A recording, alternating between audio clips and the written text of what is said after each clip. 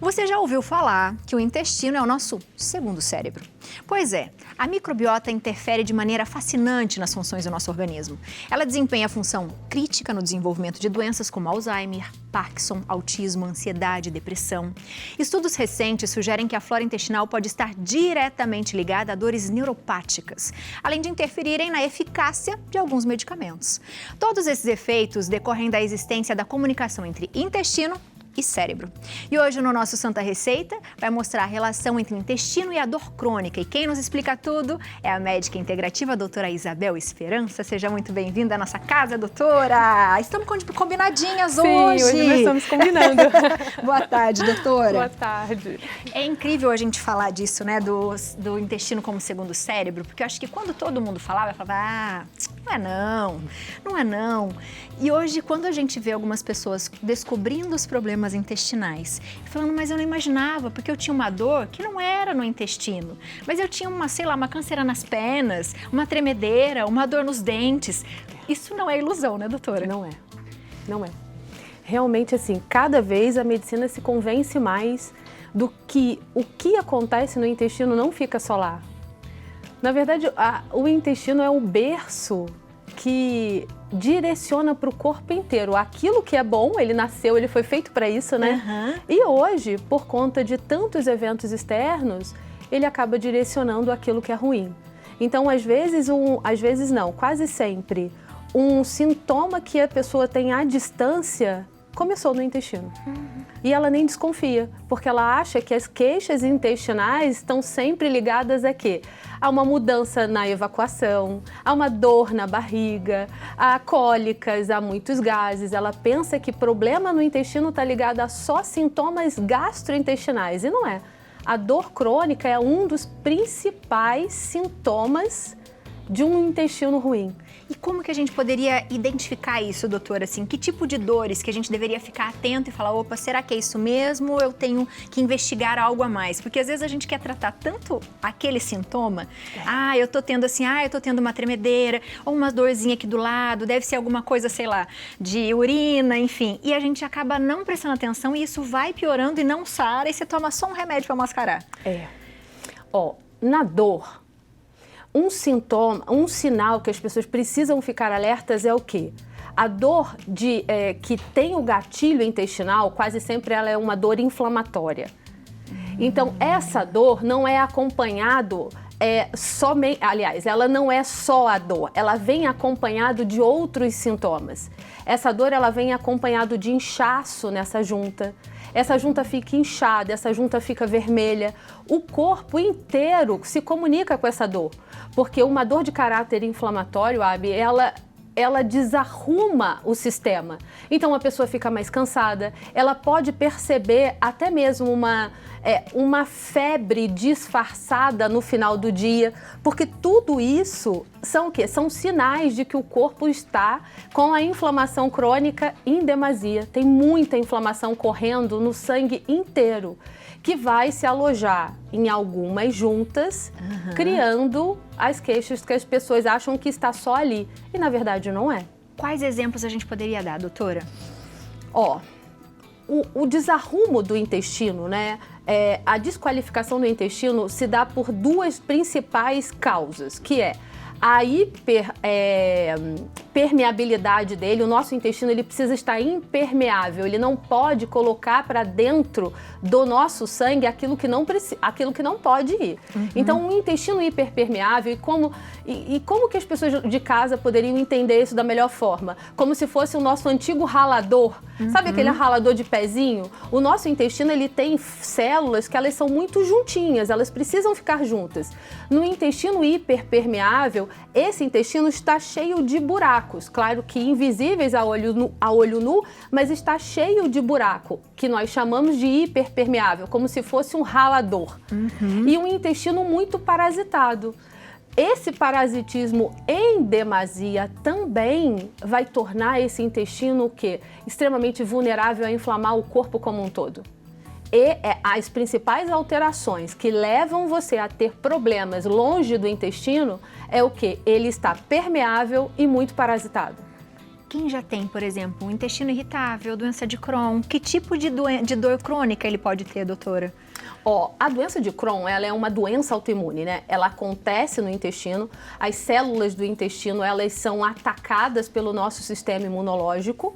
O nosso sistema, aquilo que deveria nos defender no paciente com doença de Crohn, ele ataca.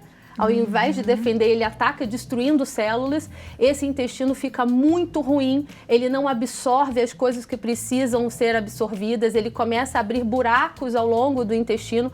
É uma doença que precisa ser muito bem vigiada de perto, né? Porque o que se espera, se você não tiver um bom acompanhamento, não é algo como eu diria, não é algo muito bom, né? Muito legal se você não tiver uma vigilância. Porque as pessoas acham, Abi, dentro da doença crônica, que é só você fazer o quê? Uso de medicamentos. E não é. Não é segredo para ninguém que está em casa que tomar só algum, ainda que seja suplemento, vai ser o redentor do seu problema. Não vai ser. Essas estratégias, elas precisam estar ligadas a um conjunto de mudança de hábito, que sem dúvida alguma, se cada uma der a mão à outra, esse paciente vai ter uma vida muito perto do normal. Então, as principais queixas, você falou da síndrome do intestino irritável, que é algo que hoje, muito diagnosticado, né? Tem muitos diagnósticos desses. E a síndrome do intestino irritável é esse intestino que está o quê? Respondendo de maneira muito exagerada a qualquer tipo de alimentação. É muito comum as pessoas falarem assim, síndrome do intestino irritável ele está diretamente ligado ao estresse, às nossas emoções. Todas as nossas doenças estão. Cada vez eu vejo mais pessoas sendo diagnosticadas com síndrome do intestino irritável, mas por quê? Cada vez mais nós estamos o quê? Sendo ofertados por um hábito de vida muito ruim. Porque nós estamos irritados, doutora, né? Em todo, se for pensar em todo sentido. Todos estressados. Isso. E aí isso acaba refletindo. Cada vez as pessoas ganham mais esse diagnóstico, porque elas estão inseridas num sistema que tem um estresse muito grande, um nível de cortisol muito grande. Quase sempre elas estão dentro de uma dieta que não favorece em nada a saúde intestinal delas. Quase sempre elas não têm esse olhar funcional, esse olhar preventivo da saúde. Então tem muitas pessoas que chegam para mim no instituto e que sequer sabem a última vez que elas tomaram remédio de verme. Elas não sabem, nunca fizeram isso. Então, um intestino que não é visto na sua essência, é óbvio que você acaba comprando um resultado que você não quer lá na frente, né? Cada vez existem a oferta de produtos alimentícios muito maiores do que se tinha antes. Eu lembro que, na minha época de menina, isso tem mais de 40 anos, nós íamos ao mercado e uma gôndola no Rio nós chamamos de biscoito, né? De biscoito recheado, biscoito doce, nós poderíamos elencar o quê? 2 ou 3. Hoje não, hoje nós temos várias prateleiras de tudo que existe. Salgados, doces, misturando, enfim. As pessoas precisam entender que esses hábitos impactam diretamente a saúde delas. Como um todo, né? Como um todo. A gente tem um depoimento aqui, vamos assistir para a gente continuar com essas perguntas aí. Vamos lá. Olá, meu nome é Cecília, tenho 49 anos. Em 2017 eu fui diagnosticada com artrite reumatoide. Na época foi muito difícil para mim a aceitação, mesmo porque eu acreditava que essa doença só dava em idoso. Não esperava ter uma doença assim tão cedo. O tratamento também no início foi muito difícil, eu tinha muitas dores intensas e já logo de cara precisou tirar o glúten, depois tirou a caseína, né, que é o leite, e como se não bastasse, a doutora ainda me mandou para academia, e coisa que me deixou indignada, porque eu não conseguia abrir nem uma garrafa de água na época, né, a mão já estava atrofiada, tinha muitas dores, mas tudo deu certo, né? Eu hoje, com a doença controlada, eu louvo e agradeço a Deus por essa medicina maravilhosa que eu conheci através da doutora Isabel Esperança. E olha que legal isso, doutora. Ela ainda brincou, né? A audácia dessa doutora, né? Eu tô com dor, ela me tira o glúten, ela me tira o leite, ainda me manda pra academia. Mas ela reclamava de uma artrite. Como que isso ia pensar que tinha a ver com o intestino, doutora? E quando ela fala, né, nossa, mexeu na minha alimentação. Eu lembro que quando eu comecei a fazer essa medicina, eu tive críticas até muito grandiosas, porque é difícil para as pessoas entenderem. Como assim? O meu joelho dói e você vem falar que é o meu intestino que começa... Esse problema começa no meu intestino? Essa questão da medicina ser fragmentada dentro das especialidades fazem com que as pessoas pensem que o corpo ele não é um sistema, ele trabalha como um todo. E a tua queixa está no intestino. A tua queixa pode estar no joelho, mas o gatilho dela, sem dúvida alguma, quase sempre está no seu intestino. Então, mudar a alimentação nesses pacientes com dores crônicas. E o que é uma dor crônica? Aquela que se perpetua há mais de 6 meses. Se essa dor não melhorou, porque às vezes, numa noite mal dormida, numa posição prolongada, enfim, em alguma situação que possa levar a uma dor aguda, tá? Aquilo não necessariamente tem intestino envolvido. Agora, comecei com dores no corpo, dores nas juntas, dores no músculo, que eu já tentei várias estratégias e eu não consigo ter melhora nenhuma ou melhora só enquanto eu estou tomando o analgésico ou o anti-inflamatório, pode ter certeza, Abi, que tem um intestino que está o tempo inteiro gatilhando essa dor e que ainda não foi visto. Temos perguntinhas, doutora, vamos lá. Temos perguntinha para a doutora. Vamos ver aqui, da Beatriz Regina. Boa tarde, Abiléu e doutora. Tive um amigo que faleceu com 52 anos por conta de um infarto no intestino. Eu nunca tinha ouvido falar. O que pode levar a isso? Obrigado, Beatriz, pela pergunta. Beatriz, obrigada pela pergunta. Isso é muito legal, foi muito legal a pergunta dela, porque as pessoas acham que infarto é coisa do coração. O infarto, ele é o quê? É o fluxo de sangue que foi interrompido por algo que não deixou ele passar. Por conta de um trombo. O que é um trombo? É uma confluência, um nódulo, um caroço, tá? Digamos assim, para a pessoa entender. Quase sempre por pedaços de sangue. O trombo é isso, de células inflamatórias que vão se formando dentro do vaso sanguíneo. Isso vai passando através desse vaso. Quando chega em alguma parte onde o vaso ele é com um diâmetro menor do que esse trombo consegue passar, ele impacta ali. E se ele impacta, ele infarta o tecido. Ele não deixa esse tecido ser vascularizado. Não vascularizou, ele entra no que a gente chama de isquemia, que as pessoas já conhecem isso em relação ao coração, mas isso pode acontecer também a nível intestinal. Uau! E isso tem tudo a ver com a alimentação, com os hábitos de vida? Também. Hoje, eu poderia dizer que existe um fator muito crítico nos infartos, que a gente chama de infartos de mesentério, que é o quê? A era pós-Covid. O Covid trouxe isso junto com ele. Aumentou muito os casos de infarto. Logo depois da doença? Logo depois da doença. Doutora, tem mais perguntinhas, vamos lá? Aí, vamos ver mais perguntinha para a doutora aqui, da Elisângela. Boa tarde. Depressão pode ser algum tipo de gatilho de problemas intestinais? Sem dúvida. Meu irmão tem depressão forte e ele tem problemas com o intestino. Às vezes preso, às vezes enjoo e azia. Obrigado, Elisângela, pela pergunta. E aí, doutora? Elisângela, minha querida, não pode não. Ele é. A depressão, ela tem um gatilho intestinal. Por isso, também esse apelido de segundo cérebro.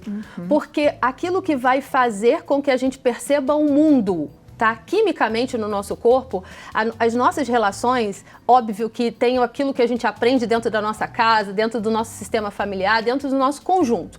Mas também existe dentro do nosso corpo um sistema químico que faz com que você tenha o quê? Leveza, que você tenha harmonia, que você tenha força. Existe um aparato químico que ajuda a pessoa também a viver melhor. Eu sei que essa frase é até forte, mas ela é verdadeira. E 70% disso é produzido no intestino. Se eu não tenho um intestino qualificado, eu não tenho neurotransmissor, que é o nome dessas substâncias, que talvez ela possa ter ouvido em algum momento da vida, como serotonina, GABA, dopamina. Se eu não produzo isso de maneira qualificada, como que eu vou ter quimicamente condições de olhar para fora? E aí a pessoa ela quase sempre evolui para depressões, síndromes do pânico, enfim. Ansiedade. Ansiedade, sim. Pensa nisso, gente.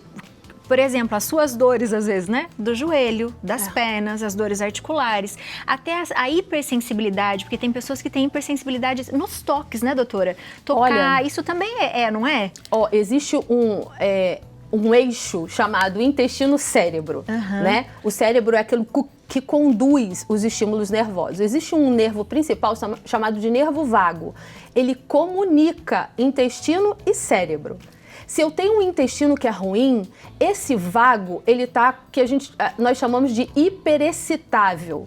Ele está desqualificado mesmo, ele está mandando estímulo de maneira muito desordenada. Então você acaba aumentando estímulos de dor para o corpo inteiro, por um vago que não está sendo nutrido de maneira eficaz pelo intestino. Desculpa a ignorância, doutora, mas a fibromialgia teria alguma coisa a ver com isso também? Sim, sem dúvida alguma. Uau, mais uma perguntinha. Bora ver aqui, pergunta do Instagram agora. Bora ver, ó, da Cissa Ramos. Boa tarde, gostaria de saber se quando o exame de sangue oculto vier negativo, mesmo assim é necessário fazer o exame de colonoscopia? Adoro o programa, um grande abraço. Obrigado, Cissa, pela pergunta. Obrigada. Então, olha, Cissa, depende muito de qual é a sua queixa. O sangue oculto nas fezes é um exame que foi muito solicitado há um tempo atrás e hoje nem tanto, tá? Se você for uma pessoa que tem um hábito de comer muita carne vermelha, quase sempre você vai positivar esse exame sem ter problema algum. Há um tempo atrás, você fazia o sangue oculto nas fezes. Se viesse positivo, você podia pensar em câncer de intestino. Hoje, muito pouco. Hoje esse exame diz muito pouco pra gente. Agora, para saber se ela precisa ou não fazer essa colonoscopia, sem dúvida alguma eu preciso saber qual é a história dela. Por que pediram isso? Será que ela tem história familiar? Será que existe alguma queixa dentro desse intestino que pudesse fazer o médico pensar que esse exame agora seria muito favorável? Sem saber a história é difícil opinar, tá? Mas em relação ao sangue oculto nas fezes, hoje é um exame que diz muito pouco. Doutora, então, talvez por isso ele tenha pedido a colonoscopia também. Não se sentiu seguro. Não sentiu seguro. Se fosse pra gente dar uma dica-chave para as pessoas em relação ao intestino e todos os hábitos bons que a gente já falou que devemos ter, né? A gente já falou de desparasitação, você em casa vai vendo os vídeos que a gente tem falado de intestino. O que a gente poderia falar? Qualquer tipo de dor crônica que esteja sentindo, não sabe o que é, já foi ao médico várias vezes, investigue, doutora, mais sobre o intestino? Investigue. Comece pela alimentação. Comece pelo hábito. Entenda que o nosso corpo, ele é um sistema que precisa de boa nutrição. Boa nutrição está atrelada ao quê? A frase feita de hoje e que é uma verdade e sempre foi uma verdade. É preciso nutrir esse corpo com comida de verdade. Faça mudanças pequenas, sabe? Às vezes uma mudança pequena, a pessoa já se fortalece para continuar a jornada, que eu sei que não é fácil. Você nadar contra a corrente não é fácil, né? Mas faça sempre, comece sempre pela questão da alimentação, porque é aquilo que você todos os dias gatilha o seu intestino. O nosso trato gastrointestinal, ele é a comunicação do nosso interior para o meio externo. Então, se eu pudesse eleger algo, eu começo por onde? Sem dúvida alguma. Começa com mudanças na sua alimentação. E precisa investigar? Sim. Pode começar a investigar com exames de sangue simples, sabe? Proteínas inflamatórias simples que você consegue no hemograma. Num hemograma a gente já vê se esse intestino está inflamado. Num exame muito simples chamado de proteína C reativa, a gente também já consegue ver se se essa pessoa tem inflamação. E óbvio, né? Tem toda uma estratégia com a desparasitação, com a suplementação. Existem várias coisas e cada pessoa vai precisar de uma ou outra, né? Mas todas, sem dúvida alguma, elas vão precisar entender que a alimentação vai precisar ser mudada. Então, atenção, atente-se, né? Para começar a se gostar e se entender. Doutora, muito obrigada, seja sempre bem-vinda. Você de casa aproveita para seguir a doutora na internet, fazer perguntas para ela, sua cabeça vai ficar assim mesmo, mas é bom chacoalhar para a gente pensar mais, viu? @doutora Isabel Esperança tá aparecendo para você aí na tela. Beijo. Beijo. Obrigada, viu? Obrigada a você.